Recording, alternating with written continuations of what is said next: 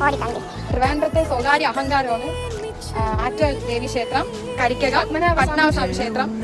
അങ്ങനെ ഇവിടെ വന്നു. വഴി തെറ്റിപ്പോയി, പക്ഷെ നമ്മൾ നൈസ വഴി തെറ്റിയതല്ല, തെറ്റിച്ച് ഗൂഗിൾ മാപ്പ് നോക്കി ഗൂഗിൾ മാപ്പ് നോക്കി പോയാൽ പണി നല്ല ചൂട്. വാഴയ്ക്കപ്പോ ചൂട് ചായ കുടിക്കാൻ പോകണം. ദഹിപ്പൂരി മതിയാ? ഹോട്ടലിൽ വാങ്ങിയിട്ട്